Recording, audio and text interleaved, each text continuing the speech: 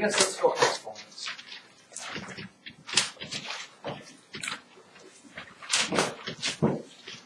And here is, let's just put this down for example, 5 to the second power.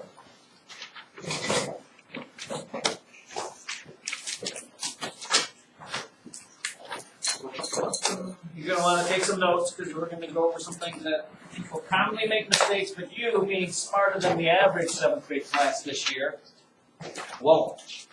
First of all, this little guy up here, this little small little thing there, that is what we lovingly call the power, or if you like, it's also known as the exponent.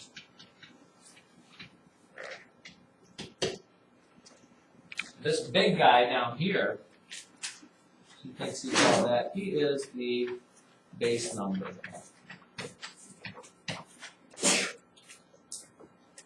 Now, to simplify, children, listen carefully to this.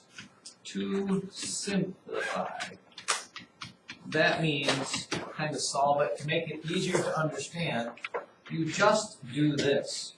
It's no harder than this. You need to multiply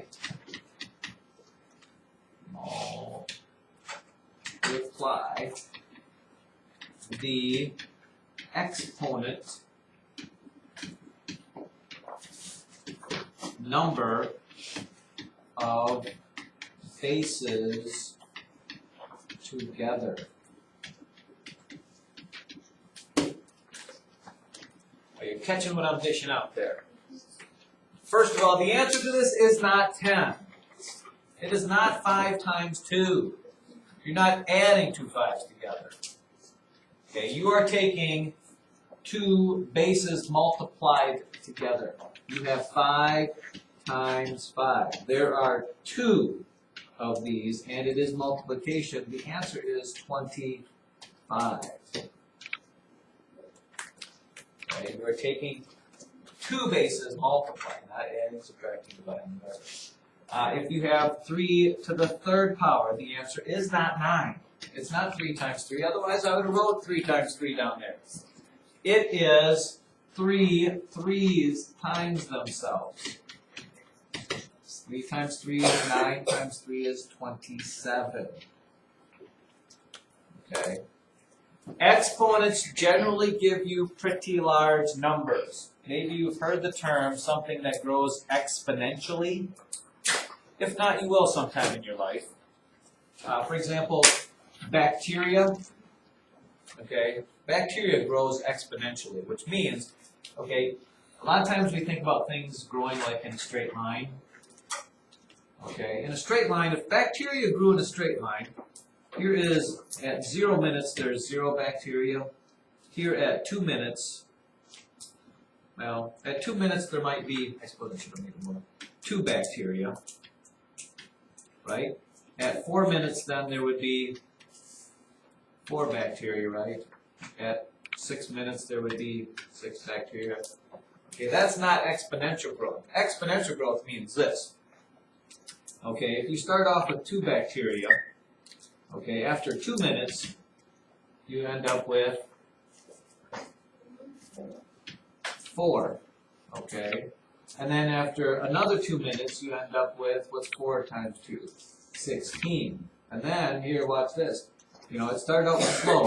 Go from 2 to 4 wasn't very much, but to go from 4 to 16 was a bigger jump. Well, the next one, if I go from 16 and I square 16, that is 2 16s times themselves. You get, what? 256. Again, it wasn't 16 times 2, whoever said 32. Okay, now take a look at, okay, that's not so bad, but do you know what 256 squared is? It's an unusually large number. Would you like me to do it? Are you curious? 256 times 256, well, you've got what, 36, 3, 33, 12, 15, 0, 33, 28, 2, 10, 12, 0, 0, 12, 1, 11, 4, 5, 6, 3, 5, 5, 65,536. And then you have to square that. Exponential growth looks like this. If you're graphing it, like I did there, if you're graphing the growth of bacteria, here it starts kind of slow, okay, but as you get more time this way, it starts to shoot up almost to a straight line. Okay, because if something doubles, if you took a penny and doubled it, every day, what would you have at the end of a month? How much money would you think you'd have at the end of a month? So in other words, the first day you have a penny, the next day you have 2 pennies, okay, and then the next day you double that and you get 4 pennies, and then the next day you double that and you get 8 pennies. Wait, let me do this. I'll let you think about that. No. I'll let you think about that. Some special cases, write this down. You'll need to know this, and this is very important. People get tripped up on this all the time. First of all, anything to the first power. Anything to the first power is, anybody want to speculate? 8 to the first power is, Peter? Exactly, is itself. Okay, so 8 to the first power equals 8. 12 to the first power is 12. 132 to the first power is 132. Most people kind of get that. The next one, though, throws people off big time. Let's say I have 7 to the 0 power. Anything to the 0 power, anything to the 0 power is anything to the 0 power. Ryan? No. Incorrect. Grace? 7. Incorrect. Gary? Incorrect. Jacob? 70. Incorrect. Peter? Incorrect. Christian? Michael? Ooh, there's a novel thought. No. Anything to the 0 power, children, is 1. No matter what it is, it could be 35 to the 0 power is 1. It could be a letter. A to the 0 power is 1. It could be pi to the 0 power is 1. Anything to the 0 power is 1. And later, when we talk about multiplying and dividing things with exponents of, I can show you why that is, but right now it would just take too long. It take too long and it's just not worth it. Just understand and know that it is. Got that? Perfect. How about 2 to the 8th power? What is that? 2 to the 8th power.